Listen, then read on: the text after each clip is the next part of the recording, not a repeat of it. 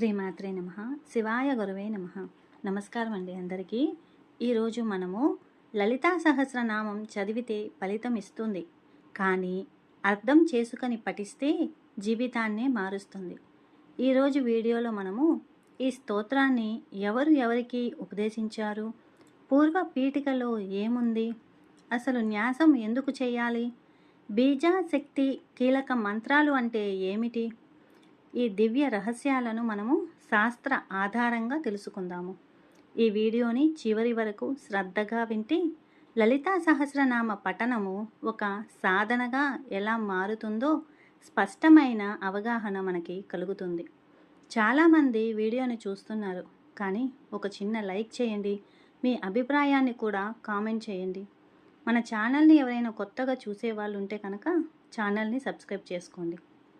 ముందుగా ఎవరికి ఈ స్తోత్రాన్ని ఉపదేశించారో మనం తెలుసుకుందాము.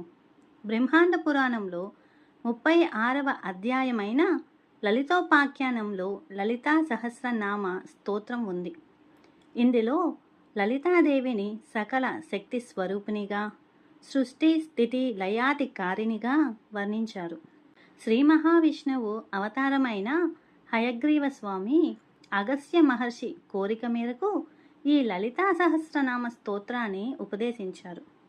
దానికన్నా ముందు దేవి ఆజ్ఞతో వసిని, కామేశ్వరి, అరుణ, విమల, జయిని, మోదిని, సర్వేశ్వరి, కౌలిని అనే వసిన్యాది వాగ్దేవతలు, వీరు 8 మంది.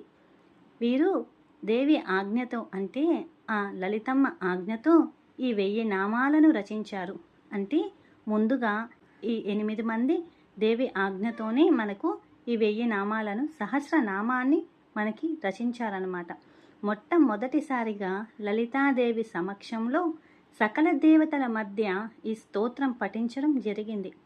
కాలక్రమేణా ఈ రహస్య జ్ఞానాన్ని హయగ్రీవ స్వామి తమిళనాడులోని తిరుమియాచూర్ అనే ఆలయంలో అగస్త్య మహర్షికి ఉపదేశించారు.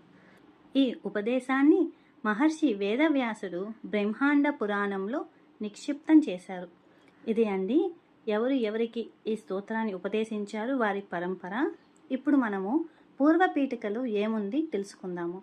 పూర్వపీఠిక స్తోత్ర పారాయణానికి ముందు ఉండే పరిచయ భాగం అన్నమాట. ఇందులో అగస్త్య మహర్షి హయగ్రీవ స్వామిని దేవి యొక్క పరమ రహస్యమైన 1000 నామాలను ఉపదేశించమని కోరుతాడు.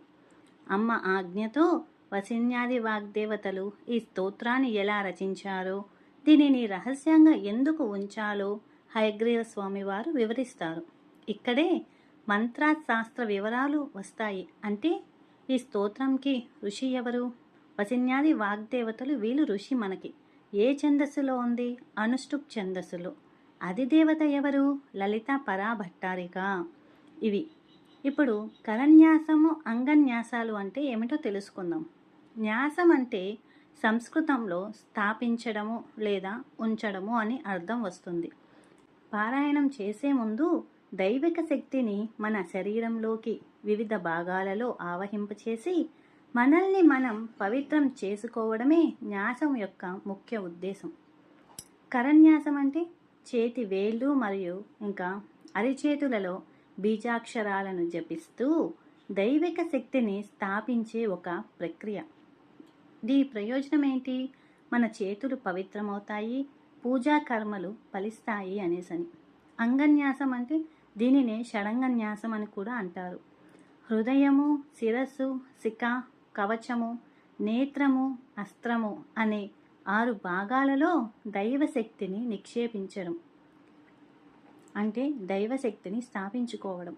అసలు ఈ కరన్యాసము, అంగన్యాసము, న్యాసము ఒక ప్రయోజనం ఏంటంటే ఇది మన శరీరానికి రక్షణ కవచంలా పనిచేసి అంతర్గత చైతన్యాన్ని మనలో మేలుకొల్పుతుంది. మన శరీరం ఒక దేవాలయం అని భావించాలి. అందులో దైవం కొలువై ఉందని అనుభూతి కలిగించడమే ఈ కరన్యాసము, అంగన్యాసాలు అంటే. ఇప్పుడు మనము లలితా సహస్రనామంలోని బీజ శక్తి కీలక మంత్రాల గురించి తెలుసుకుందాము. బీజ శక్తి కీలక మంత్రాలు అనేవి ఏ మంత్రానికైనా లేదా ఏ స్తోత్రానికైనా ప్రాణశక్తి వంటివన్నమాట. లలితా సహస్రనామ స్తోత్రములో ఇవి అమ్మవారి యొక్క సూక్ష్మ రూపాన్ని సూచిస్తాయి. బీజం అంటే ఐం, ఇది సరస్వతి బీజాక్షరం. స్తోత్రానికి ఇది విత్తనం వంటిది. ఇది జ్ఞానానికి, వాక్శుద్ధిని ప్రసాదిస్తుంది. ఈ అక్షరం మన బుద్ధిని ప్రేరేపించి అమ్మవారి నామాలను అర్థం చేసుకునే శక్తిని ఇస్తుంది.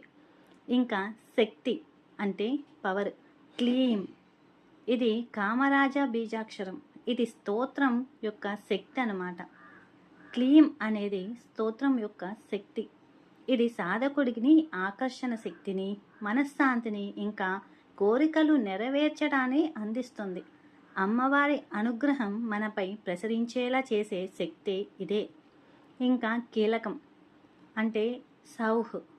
కీలకం అంటే ఒక కీ లాంటిదన్నమాట. సౌహ్ అనేది ఇది శక్తి లేదా పరా బీజాక్షరం. దీనిని కీలకం అంటారు. అంటే తాళం చెవి లాంటిది అని. ఒక పెట్టెను తెరవడానికి తాళం చెవి ఎలా అవసరమో, స్తోత్రం యొక్క పూర్తి ఫలితాన్ని పొందడానికి ఈ బీజాక్షరం అలా పనిచేస్తుంది.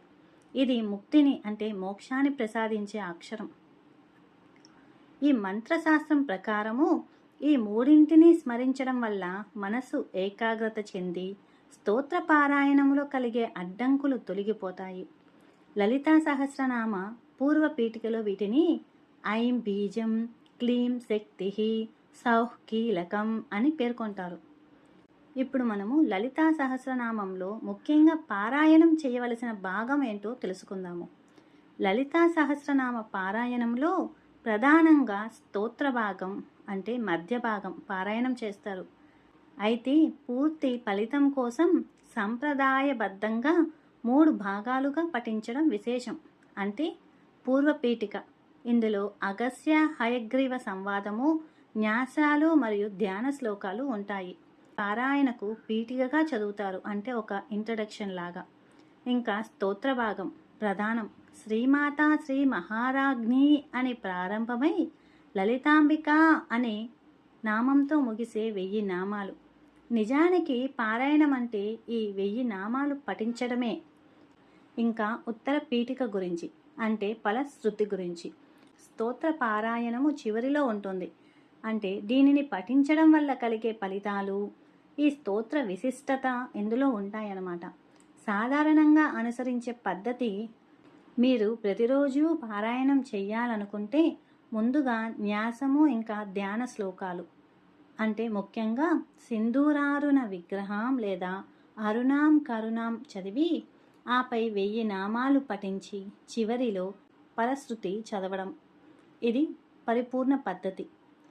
సమయం తక్కువగా ఉన్నప్పుడు కేవలం న్యాసము ఇంకా ధ్యాన శ్లోకము 1000 నామాలు మాత్రమే పఠించవచ్చు. లలితా సహస్రనామం చదవడమే కాదు, అర్థం చేసుకొని పఠిస్తే అది సాధనగా మారుతుంది.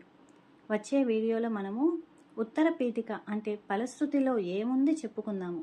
లలితా సహస్రనామ స్తోత్రం యొక్క ఫలితం గురించి కూడా మనం తెలుసుకుందాము. అమ్మ లలితాదేవి మనందరినీ ఆశీర్వదించాలని, అందరూ బాగుండాలని మనస్ఫూర్తిగా కోరుకుంటూ శ్రీమాత్రే నమః. సర్వం శ్రీ లలితార్పణమస్తు.